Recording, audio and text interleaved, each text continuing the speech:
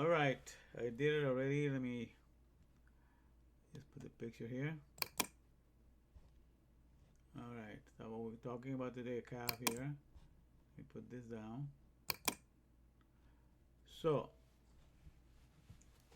I already tried about 3 times to adjust it. I don't know why I cannot go live with my screen. I can only do it with my face only. So in any case, so I'm just gonna do it tonight. It's kind of 9:30 right now. So I'm trying to see if I can do 40 minutes of this, and then I put it on Facebook. It's gonna upload it. But this is what we're talking today as KAF. Okay, you see something here. Let me get out of here because it's sharing the screen while it's not taking anything. So what's the point, right? Let me just take this out. Okay, so here we are. So calf is the picture of the palm. All right. So we're looking at the palms. For every function that can be done by the palms, to authorize, to tame, to finish a work done. Uh, so for a lot of different things in here, also you can pressure things with your palm. You can put pressure on something. So we're going to be looking at the reading for today from Psalm 119 verses 81 to 88. All right, because today is the 11th day, and calf has the numerical value of 20. Okay, so this year, what is it? 2020, right? There's two palms. This is the year represents two palms, and the thing like palms could be doing two things. It could be putting pressure on us because the palm, uh, they put the pressure, or they can also be saying that this is you know, the year of what is approved. Just like when you authorize people, you lay hands on people, put your palm to authorize them to be something. So double palm could be that laying of hands. To me, it's a laying of hands in understanding, because even though the whole world feels pressure right now, nonetheless, I feel like I'm very fortunate to start for this year in a way, because I started a lot of little things that I never done before. For one thing, I started now to do this ministry, because this is a ministry to me, and I'm doing it in a way that I always wanted to do it. I wanted to do something when all the churches were not able to do it, and I did not mean for a pandemic to happen. But the thing is, I feel the churches have taught, and churches and synagogues, and all these people that are now locked indoors, they don't have a will to fight, or they just go along with the governments. I always felt that they would teach you in churches, on schools or synagogues or whatever. They teach you more or less how to cope. The whole idea is things come with you, and they say, well, in Christ we can do this. Faith is more than just it.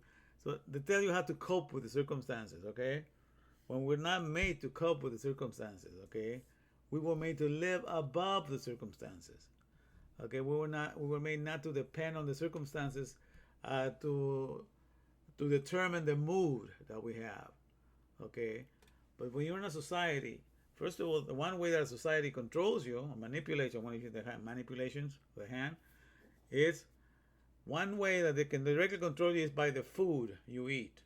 Okay, that's why right away there's a kosher diet in the Torah that you need to follow, because there's certain foods that you eat determine the mood that you end up having, and so people control you through food, especially if they get you to eat most of the food that they want you to eat. That's a great way of manipulating you. Some of you have the habit of eating 3 times a day and 2 snacks in between, like 5 times a day. All right, so that's a lot of control going on already. A lot of mood control. There's certain not people have not eaten 3 meals a day all of history. Sometimes they only had like 2 meals a day, or maybe 1 meal a day. Okay, I have the habit when I'm eating, I'm doing only 1 meal a day now. Only usually in the evenings, and it's within an hour. Like several meals, I have to eat everything within an hour. And then the days I'm doing the fasting now, so it's not too much right now. But when I'm doing just eating, it's just 1 meal a day. And then I do drink water through the whole day, but the meal that I have is just 1 meal a day. and I find that my metabolism is so, even doing that, I can gain weight. It's interesting. It's interesting as it is. So if I want to lose weight, and when I'm in that, if I feel like I want to lose weight, I usually maintain the weight. If I want to lose more weight, I skip a couple of days, and then I eat every 2 days or every other day, and then I go down a little bit, just like that, you know.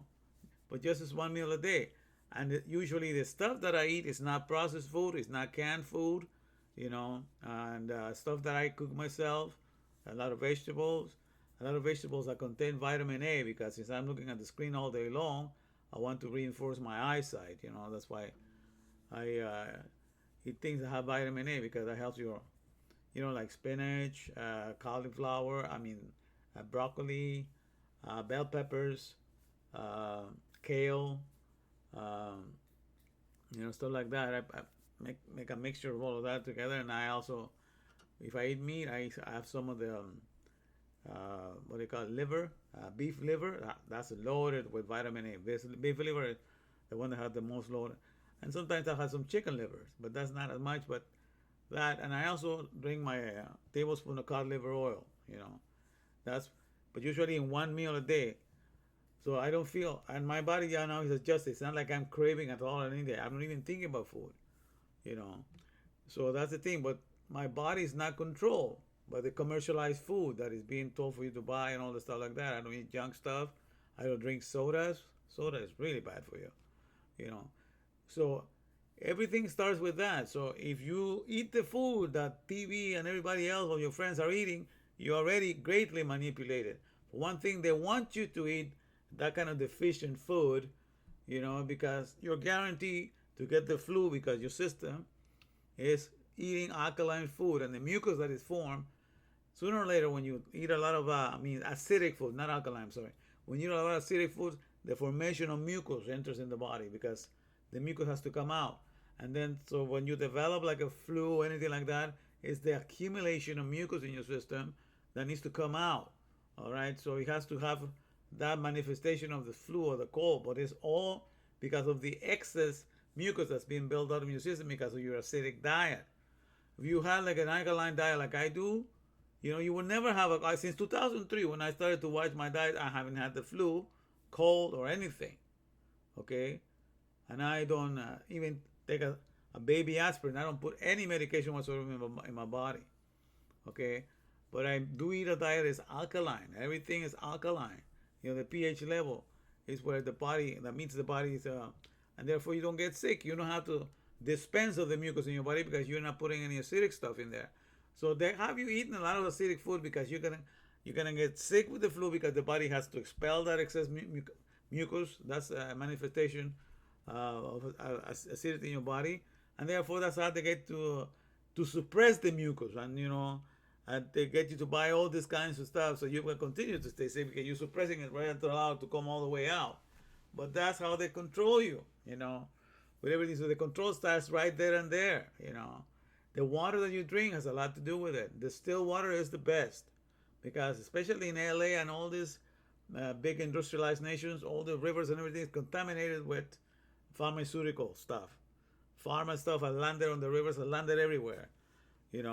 And so the only way that you can really purify the waters is just to get a distiller machine and do distilled water. I drink a gallon every day of distilled water. Because distilled water is just the water that, just like the water that comes down from heaven. It's really distilled. It's a water that is active and it's ready to go in there and attach itself to everything that you're not supposed to put in the body and flushes it out. All the other water that you buy that's mineral added and everything like that, that water is still water. It's water that doesn't go because it's already attached to a mineral, doesn't go and doesn't do anything in your body, just washes out. So yeah, I just recommend, and I tried the alkaline water, the one that you buy the machine that are very expensive. But the best so far that I've become to realize is the distilled water. So those little things like that are very important to begin with. Okay, so keep that in mind.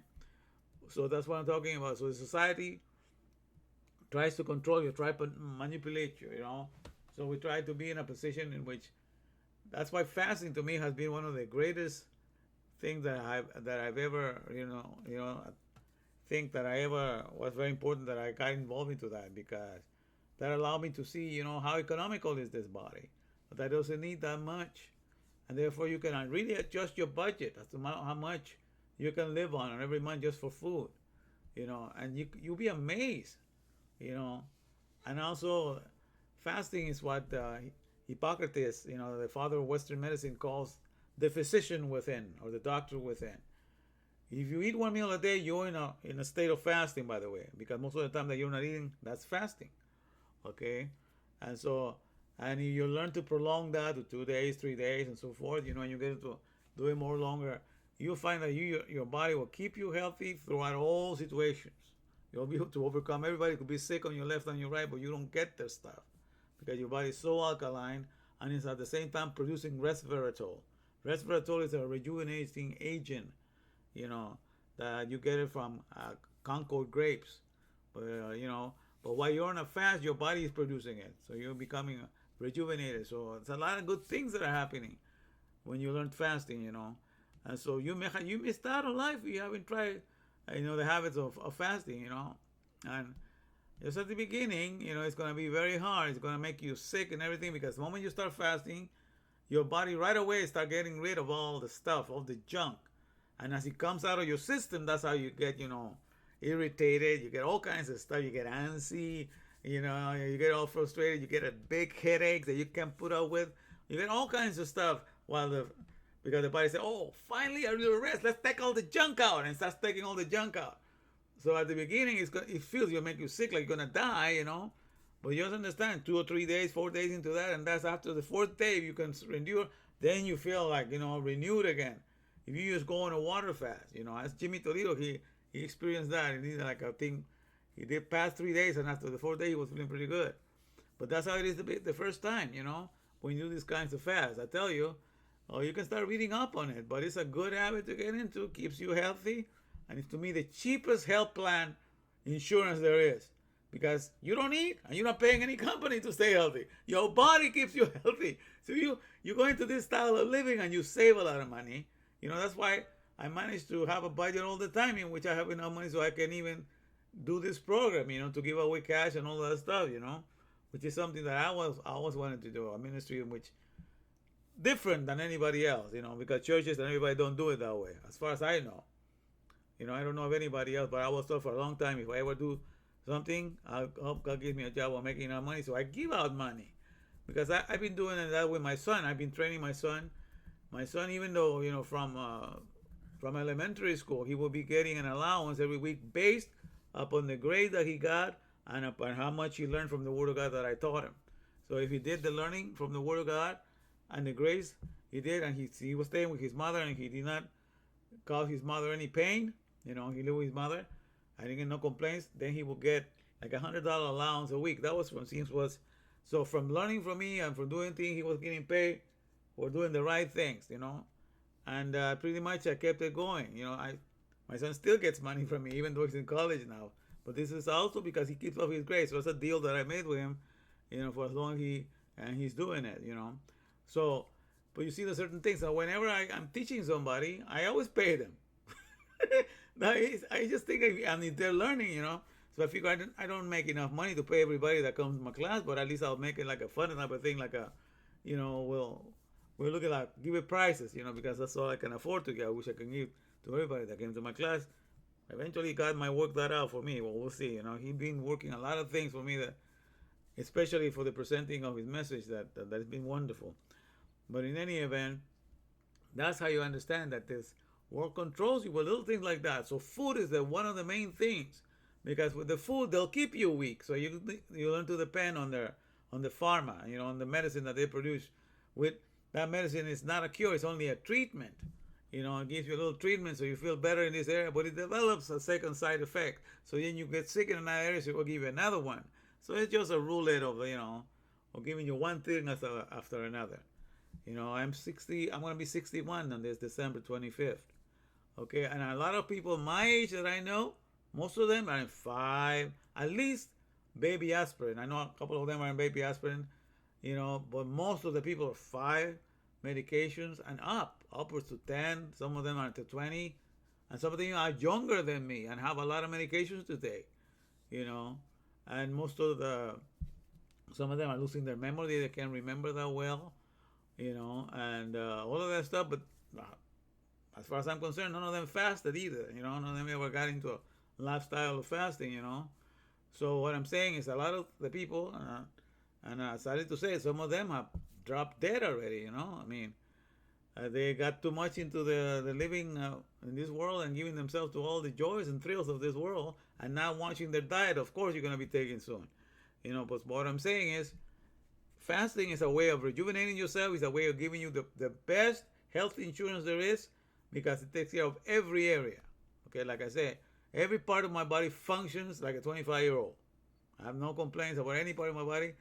I have no pains anywhere. I know people my age that have fibromyalgia, they have pains all over the place. They have to deal with a lot of stuff in their bodies. And I look at the situation and say, wow, I just was doing this for health's sake, and then I got into for spiritual reasons, but I didn't realize that fasting just saves you from a lot of troubles that the world has to go through, because, they depend on the world out there, the economy that is telling them how to eat, therefore they control the state of your body is going to be. So right away, you understand, even kosher and all the stuff that the Torah tells you is so that you will be free to be able to use your mind to the best of his ability, to be able to think and reason. So when everybody throws something at you, you will think it through and you will see, where they're coming from. But as it is, you have a weak mindset that you just go along because you don't have time to deal with anything.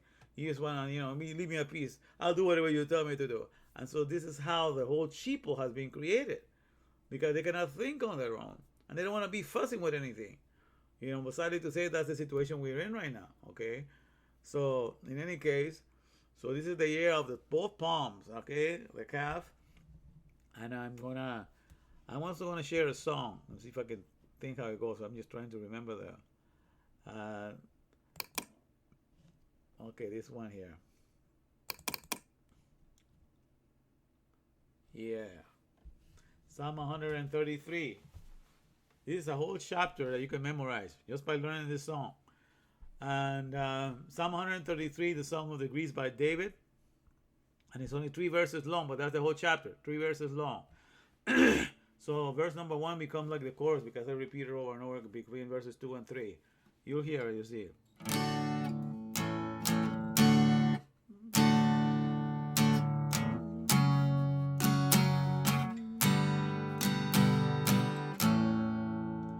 Behold, how good and how blessed it is for brethren to dwell together in unity. Behold, how good and how blessed it is for brethren.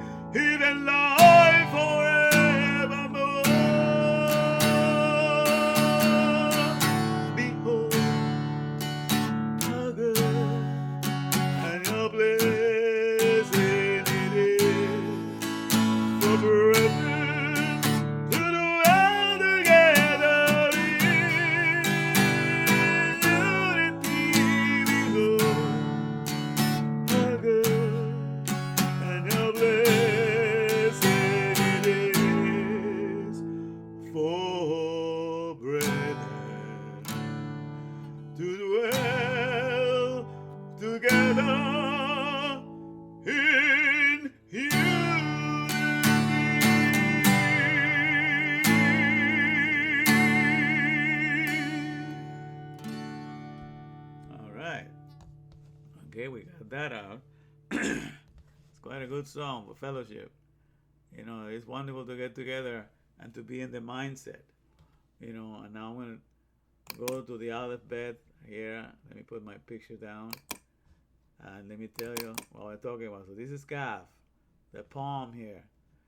It's to open, to allow, to tame, to approve of something, to go along with something that's been approved, because that's when the laying of hands is for, to approve, give somebody an approval, that they're the right person for the job.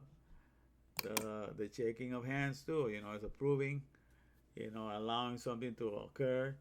So everything now, the functions of the palm of the hand.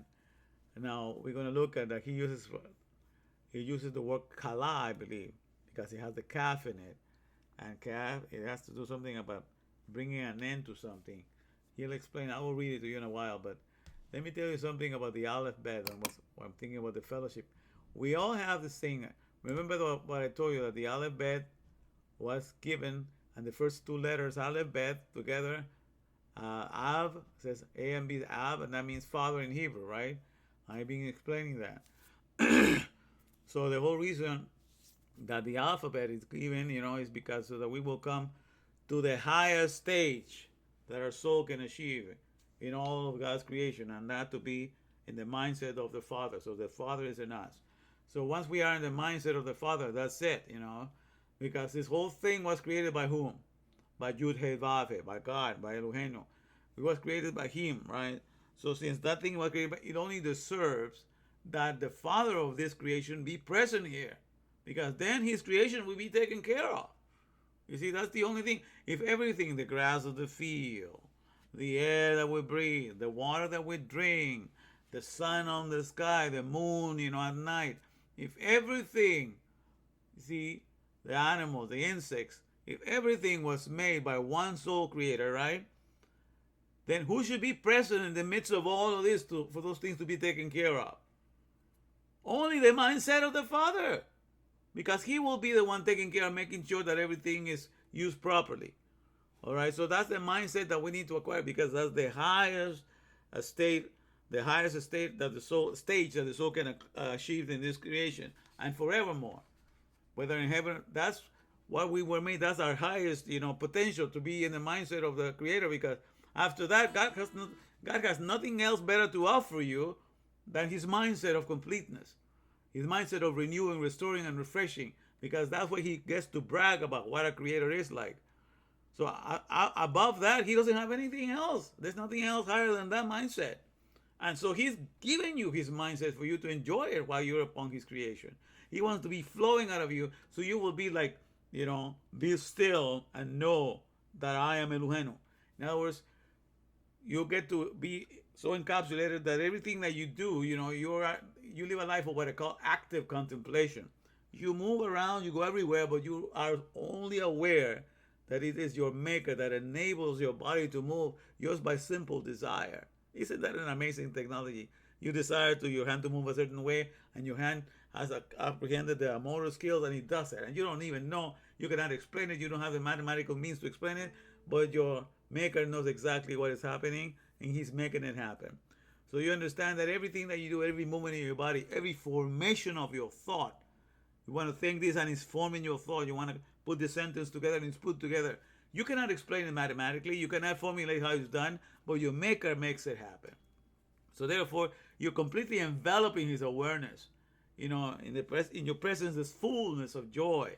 When you understand that the Torah is connecting you to everything, from everything inside yourself, describes what tub is, and all of that. So you're completely enveloped in the presence of your Maker. That's the beauty of getting into this.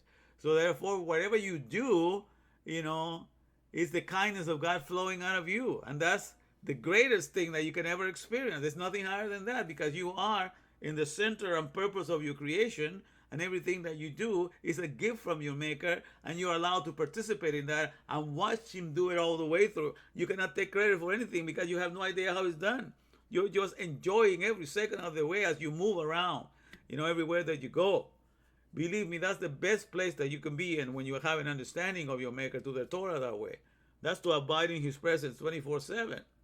It's just so exciting, And as I've been doing this, I had to be careful myself that I don't get too enthusiastic, because I've been getting too excited about all the understanding that I'm getting. Because after I'm done with you guys, I get into more stuff that I can't even share because it's just too much. And I'm so thrilled going, and I'm up at 1 in the morning, 2 in the morning, and I need to go to sleep because I'll get up at 5. So Monday I was so tired because on Sunday I was so excited of the stuff that I was getting. So on Monday when I got up, I only had like 3 hours, and I was really struggling during the day, but I managed to do it anyhow. So I had to be careful to at least by midnight to hit the sack and get my 4 hours or 5 hours. That's enough for my body, but still, because I mean, so much understanding, and you're connecting so many things, it can be very exciting, the just to be in the mindset of understanding what your maker is doing. So today I was thinking of sharing with you also something that was given to me this morning when I woke up. I wake up with a lot of stuff that's just opening up every morning. But in the Aleph Bet, I say that Aleph Bet represents the Father. So the highest thing that he gives you the Torah. That's the manifestation of the mindset of God. Moses just was the scribe. That was none of Moses' idea. He was God's secretary to write the whole thing from the mindset of God. So he became the faithful secretary of the Torah. But it's the mindset of God that is being given there to you. And that's the highest way. And he's giving it to you in a way that gives you instructions of how to live in your surroundings. But when you get to know the code behind each letter and the sequence of it, then you get to find out more or less, how he raises his character inside of your soul. And you get to see how everything in the world is everything that I see in the world to me is like a diagram, like exploded diagram.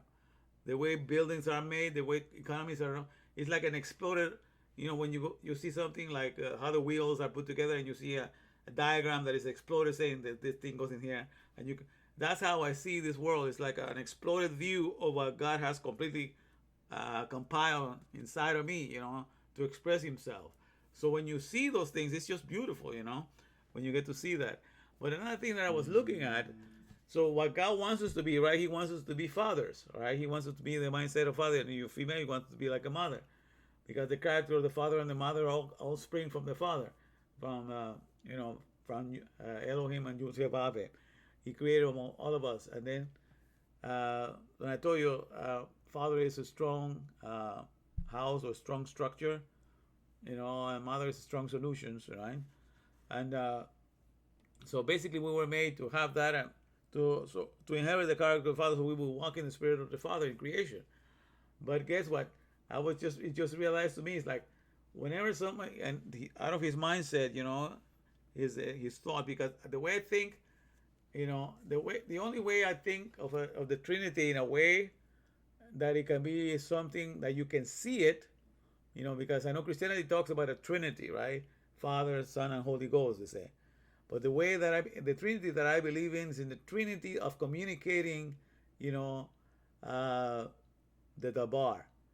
In order to communicate the Dabar, that expression of the Dabar being communicated orally, because at the beginning everything was said orally, was spoken. And God spoke this and this happened. God said this and this, let there be light, and God said. So everything was orally spoken. So in order to communicate something, it had to happen with three. Okay? The thought is first, that no one sees. Nobody can see the thought. So you have a thought. So that's the originator. So that's like a father. The thought is the originator. All right? And then there's the word that is formed in your tongue that's going to come out. The talk. That's the talk, or the words that come out of your mouth. That is the image of the thought. You understand? Because the thought has something to say, but nobody can hear it. Only you have it. But when the word's spoken, is the image of the thought, because it's expressing what the thought was. So the talk, okay, so there's the thought, and then the talk, which comes out of you, all right? And that is in the image of the thought, okay? And then that talk, in order to be heard by everybody else, and therefore people can be trained by it, how is that talk carried? It's carried through the wind, okay, through the spirit, because the spirit is all over here. So if I say something, but there's no air here, it will not. My words will not go anywhere. Will just stay with me. But because there's wind and there's air here, then the words from my talk, become training because it can go train somebody. It travels. And I use the word train because your training has the word train because it travels out of your mouth like a train that goes everywhere. So there's the thought that paints the picture of the father of your ideas because nobody can see it. Then the talk will be like the son, of the thought that is being born and projecting the image of the thought. And then the air, that is like the womb that carries this talk and grabs it and it takes it out and it trains everybody. So this is the order of things. I believe in the trinity of the expression of the Dabar. Okay, there's the thought, and this is something that can be seen and understood. Okay, there's the thought, there's the talk, and there's the training that goes through the spirit, that takes it out. And there's like that. Therefore, that's a teacher. You see, then the air becomes like a teacher. So it's the thought, the talk, and the teacher. Okay, and so when you understand, I said that He will teach you all things. All these things are explained in the Bible. The Spirit will teach you all things, because that means when God gives you an understanding through the Torah, because it's through the Torah that He forms Himself in your thoughts. Then your thoughts is able to tell your tongue to speak, and the tongue, says the talk. And then when the air picks it up, then becomes a teacher because everybody can hear it. All right. So there's the teacher. So there's this thing in our own way of expressing ourselves, and that's the kind of a trinity that I believe for the order to express the Dabar. You see, and that's the understanding that I have received in that area. All right. So here we have when God was giving His mindset to Moses, so he will write it down. He was using the voice. He was using a sound. Okay. And he was in the mountains by himself because, hey, Moses, whenever God was speaking with everybody, he was scaring everybody else. So he told him, just you go and talk to God, and when He tells you, come and tell us. He was too scary for them to come. So Moses was God was using a sound expression to communicate that to him in the air. So everything was there. There was a dark cloud. It said he was found in the dark cloud, and a voice was coming out of there. So the wind was there. So the cloud would be more like the idea of a thought, because the thought is nothing but a cloud that you don't understand. But then whatever comes out of it, you know that the waters are coming out of it. The water that comes out of the cloud is in the image of the cloud, telling you what it contained. And so all these things, they're kind of a deep understanding sometimes, but it will help you understand and elaborate how it's done. But the Aleph Bet here, so what I'm getting at is, whenever somebody invents something in this world, this is something that I've noticed, from people that are inventors of a product or service. Whenever they come down with a product and they make a patent, a diagram, a manual, schematics, blueprints, and what have you, because that's the whole volume of whatever it is, the idea of product they made. What do they usually say among their peers? You know what? This baby is going to make me rich. That's what they call the idea that they came out of their head. It's like a baby that they conceive, and they say, this baby is going to make me rich, man. Among their peers, that's how they call their idea that they conceive, from their thoughts. They call it a baby. And so this baby is going to make me rich, right? That's what all these people that come up with ideas are entrepreneurs. That's why they think of the thought that they come up with to brought service to humanity. And it's retarded garden, by the way, but anyhow, that's how they think of it. And guess who's going to take care of that little baby, that idea that they came up with? Who is going to be a father and a mother to this idea to make it happen? So that, we'll be taken care of this world. You and I, when we are hired by that company, you are going to be there to play the role of father and mother to idea of that guy that gave birth to the baby idea, that whatever it is, whether a better this or a better that, whatever gadget. Everybody that comes over and they said, this baby is going to make me rich. That's what they said. But you and I have to become fathers and mothers, because that's when you are at your best in this society. You understand? You are at your best in this society when you become a father and a mother to somebody's gadgetry or somebody's idea of product or service that they came up with. And you're hired to be in that company so that you can be a father and mother to that idea and that product they came up with, so that, that kid can grow out to be great or have a great reputation, like Timex or whatever, and Energizer batteries or whatever you do. But the thing is, anybody's idea is their own baby that came out with. But they need each one of us to go there and play the role of father and mother to that enterprise, so that product and service will get to exist and will be taken care of. Okay, so you understand. This is the great understanding, because God makes me understand universally how everything works, and that is a great a great gift that He has given me, that I can see something and I connect it universally, and so that's the universal application that I woke up with this morning, that He made us to learn His mindset. That's why He called it Aleph Beth, because it's introduced with Him, and the whole thing is so that we will learn His mindset.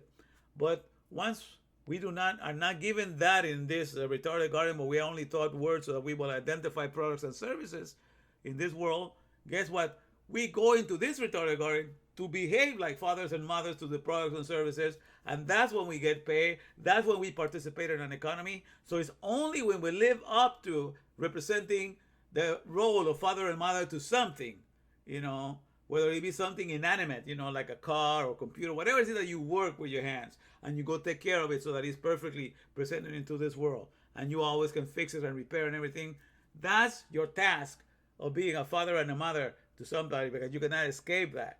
You see, so the thing is, but this, to me, I find it that to be a father and mother in the retarded garden is not that, how can I say, it's not something that people really look forward to. When most people that go to work, they don't really want to be there. As far as they're concerned, they could be someplace else, because the thing is, when you go take care of some retarded garden kids, the ideas of this corporate, people that came up with the products and services, when you're taking care of those things, they don't look back at you and smile at you and say nice things to you for the care that you're giving them.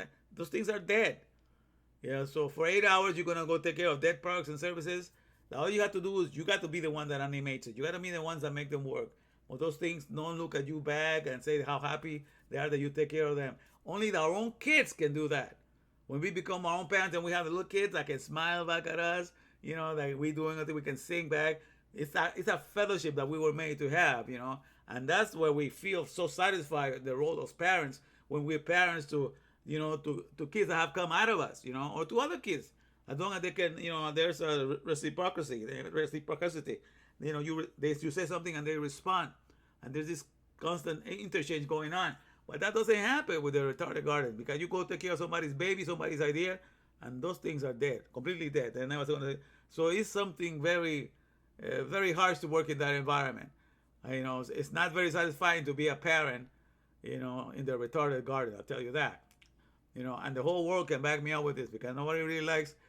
That's why if somebody wants to invent something, they don't invent a job where they want to be there working most of the time. They invent something in which they can get the most in this world by doing the least. That's the mindset, right? That they get. See, but however, one of the reasons why I enjoy doing the job that I do, because my job is just translating. Okay, every day I'm like a parrot translating what everybody says into another language. Okay, but one thing that enables me to do is to be very careful and to think of how this person is saying something, even to the point of the attitude that he's using it to say it, and the frustration in which he's using it to say it. So I pay very close attention. So I mimic everything, the frustration that I sense, the misunderstanding and confusion that he feels. I just try to be a complete parrot of everything that he's doing, from gestures to feelings and everything. Okay, and because that enabled me to be sensitive to the word of my Maker too. I tried to think in how God was feeling when He was saying these rebukes to Israel, or when He was talking this way, to the house of Judah and all of that. I'll get into the character. I want to sense everything, and so that's why I like my job, and I don't mind doing it all the time. That's why I even take overtime. Officially, I have overtime right now until who knows the kingdom come. But I'm not going to complain about that, because it makes me sensitive. So He helped me to stay with the understanding of my Maker. You understand? So that's one of the reasons why this is but isn't this, think about it. So the Aleph Beth was given to us so we will get the character of the Father. So we will be a father and mother to this creation, right? That's all creation is alive. The animals respond to you. The plants even respond to you. I talked to my grapevine. He gave me so much, and I can see plants have the ability to summon the wind. Because the moment I approach and I say thirsty, when I start reading a Bible about they summon the wind, because it was all quiet. But when I get that, the wind is summoned and the leaves begin to move like they're happy, So even the plants respond to you. So it's a wonderful, place to be a father and mother, when everything is alive and everything responds to the care you want to give them. But to try to play the role of a father and mother to inanimate, retarded garden, man-made plants, full of gadgetry that is dead, that could not respond or appreciate all the effort that you've been putting on it. It's very terrible to do it that way. But that's the condemnation that you fall into when you don't follow the original. So there's a price to be paid. So you either learn the alphabet to enjoy the Father in His creation, or you're going to be learning the alphabet to be a father to some retarded product in this garden, this retarded garden. Think about it. So the whole world does not escape the purpose. This is the beautiful thing about this. So, if the Father is not manifested in you because, the alphabet was never taught to you from the original language, you're going to learn that to become a father and mother, and that's going to be your highest in this world. When you're going to take the role of taking care of a lot of people under you, whether you're a boss that take care of a lot of hirelings, a lot of people that you have hired, or whether you're taking care of a product, and that's your job, you're doing the role of a father and a mother to that product, service, or to that company. We cannot escape that, and that's the beautiful thing to remember for today. But let me just read the portion for today, because I think I really took too long explaining all of this. But we're talking about KAF, okay? So I have it here ready. Let me put it here. All right. Okay, so here we go. And I'm gonna leave the thing here is letter. Yeah, because we're here, right? Yes. Let me clean it up. All right. So it's KAF. Okay. And my soul, the neshama is the soul, fainted, and that's the word kala, which has the KAF on it. Fainted for thy salvation. But I hope in thy word. That but is not in the original, that's why it's idolized. It says, my soul fainted for thy salvation. I hope in thy dabar. See, this is dabar right there, dabar. Mine eyes fail. And this word kala again, but this is fail. It's fainted here and fail. Fail for thy word, saying, when wilt thou comfort me? For I am become like a bottle in the smoke, yet do I not forget thy statutes. How many are the days of thy servant? When wilt thou execute judgment on them that persecute me? The proud have digged pits for me, which are not after thy law. By the way, when he refers to the proud here, he said the people in this world that, by the way, they are deep into the retarded garden because they have no point of reference, like I told you. They don't realize the purpose for which they're created, for the Heavenly Father. They have no idea of that. So the only thing they know is this retarded garden. So they have determined themselves that they're going to do whatever it takes to excel in this retarded garden. So they do everything necessary, to go get everything from this retarded garden, But you understand that, and then whatever they gather from this retarded garden, because that's how they've been trained, you got to get all these things made out of the dust, and then you got to show to the world that you've collected them, and then we say that, you're somebody. But in the meantime, they have to go work with some company, become a father and mother to some product or service. They cannot escape that. After a while, when they get to maneuver something and get to do something the easy way, they might get that done that way. But most of the people have to do it that way. But the thing is, they are convinced, that it's by the things they show, not realizing that the purpose for which you and I were made is to be in the mindset of the Father. That's it. If you are born and you were made for that purpose, to be in the mindset of the Father, and the only way you can be a father is that you learn only words, and that's all your only treasure. Because when words are your only treasure, that means those words activate you, to show something. Like when you learn everything about car and all the words about car is all you know and call your own, then you fix all cars. Because the wholesome knowledge of cars is what enables you to fix every car. So whenever you learn a wholesome word and all the wholesome words you want to keep, you're able to express and do everything else that wholesome word is teaching you. You're able to portray a father and a mother to this world. But we are done for the purpose of knowing the Heavenly Father, first of all. Not become a father in the retarded garden. If you're just going to be a father in the retarded garden, you are doing the role of a father because you cannot escape that. But that's not your purpose. You've lost on your purpose. Your whole life is wasted. You became a father for something retarded. That was not needed to be. So when you realize the purpose of you created, And then you realize that the only treasure, therefore, I have to be able to express the mindset of the original Father is the Torah. So that's why David will meditate on this. This is, I found it that is greater than all the riches. Because since he realized the purpose was to inherit the mindset of the Father, the mindset of Yud He Vav He, you know, by having all the gold and all the rubies, all the diamonds, by having all of that does not guarantee that I'm going to be trained to have that mindset. Because if he knew that that was the way to get to the mindset of the Father, he will go and gather all those things. But all that was needed is just the connectedness of all the words and all the letters. The 304,805 sequences of the alphabet, of the Hebrew alphabet in the Torah. That's all he needed. And with that, he was complete. He was fulfilled. You could always meditate and always be connecting everything in the world with it and understanding. And so therefore, nothing else mattered because he understands his purpose and understands the only thing that could give it to him. All right. So therefore, you see, all these people, for example, I take it into practicality right now. All the people that ask right now, all the black people that are asking for reparations from what? Okay, that's what you need to ask. Reparations from what? For being spit upon, your ancestors being disrespected and all of that. The thing is this, my friends. Let me tell you something. And you can look at Daniel for this example I'm going to give you. Daniel went into the captivity of Babylon when he was probably, they say that he was 13 or 14, but he already has done his bar mitzvah. You know, when become the son of the command, the son of the bar mitzvah. When they do that, that becomes you the son or daughter of the command. Okay, so he already had become that. So he already had learned the Torah by the time he went there, and he was of an excellent spirit. He did not deviate from the Torah. So he already had to memorize that guy. He's very, very smart.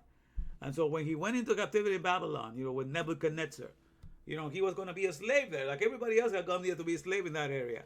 But they understood that he had an excellent mind, so they took him into the courts, the king's courts, and he was working there with the king, you know. But you understand like that. So that therefore he was able, while we was as a slave, you understand, as a slave he was able to excel to such a degree that when you ask me, when people ask me who was the king of Babylon, you know what I tell them? It was the dabar that was inside of Daniel, the word, because he lived by every word of the Maker. He had it memorized. And therefore, because that dabar was solid in him, guess what? The king ended up listening to the advice of Daniel. So if Nebuchadnezzar is king, but then the word that's coming out of Daniel is telling Nebuchadnezzar how to run his kingdom, who is the king? You see? And he went there to be a slave. But because he kept the mindset of the Father as a slave, Daniel was able to direct the kingdom of Nebuchadnezzar. And not only that, but I think two more kings after him, he was able to tell them what to do. So the first kingdom that came around, Daniel was there telling them what to do. So to me, Daniel was the king. But mostly the bar that was in him, because he behaved only as a father.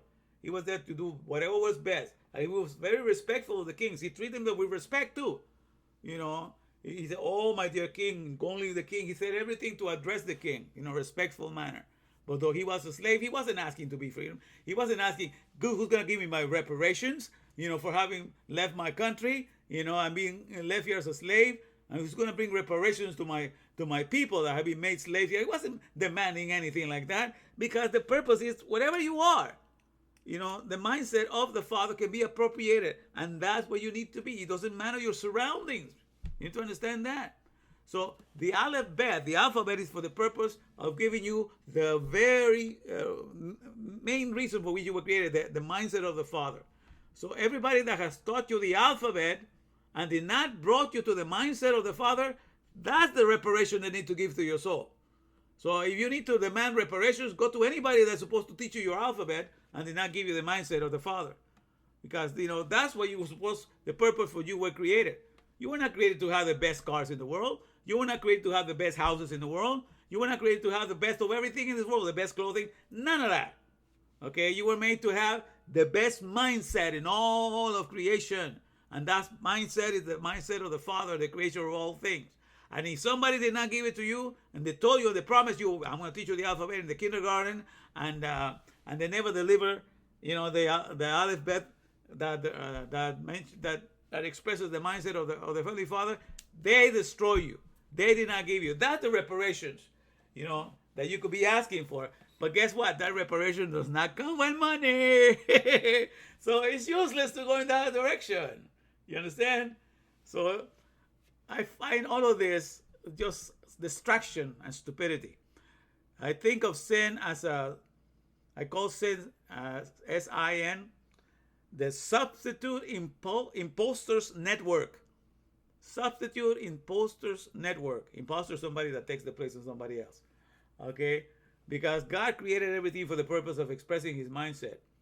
And then we invent all these other things in this world that are less of like his creation, retarded garden of all things, inanimate objects.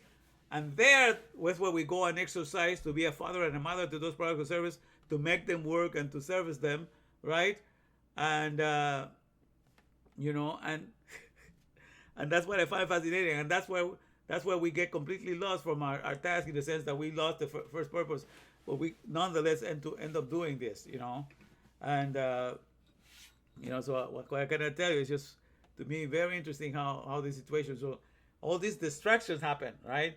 And so you become a substitute. You are like a father and mother to some dead object, because you were cut off from God. You were dead to him because you were not serving his mindset. So therefore, what's the punishment for being dead to your father, your celestial father, and being cut off from him? You go and you become father and mother to dead things that don't respond to you, because you did not respond to God.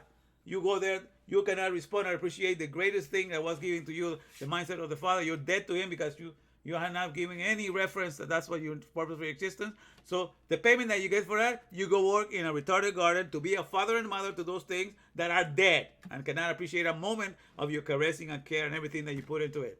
That's exact punishment. Everything meets the degree of wickedness that you did to God. That's what is given to you.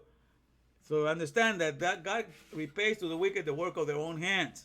Or the own thing that they do to God, that's what they get for themselves. Okay, that's the perfect justice of the Almighty. Okay, so this is beautiful to understand that. When you get to understanding these things, yes, it's wonderful, And so, let me see, where was I here? Let me just close it. I want to read the whole thing and close it with you. Let me put just the, okay, here we go. Okay, so the proud have dig pits for me. In other words, the proud are the people that acquire things in this world. And by dig pits, it means that they have created a marketing system. The proud, the people in this world that created a marketing system, with all the bells and whistles, everything to make their product look so alluring and so attractive, so that you want to go after something else, think that that's going to complete you. So the proud have done these things, dig pits, something that make me fall from where I'm standing, which are not after thy law. In other words, they don't bring me to the mindset of the Torah. They are not after the design of the Torah, lies Torah. All thy commandments are faithful. They persecuted me wrongfully. Help thou me. They had almost consumed me, and this word is another one for kala, consume me here upon earth.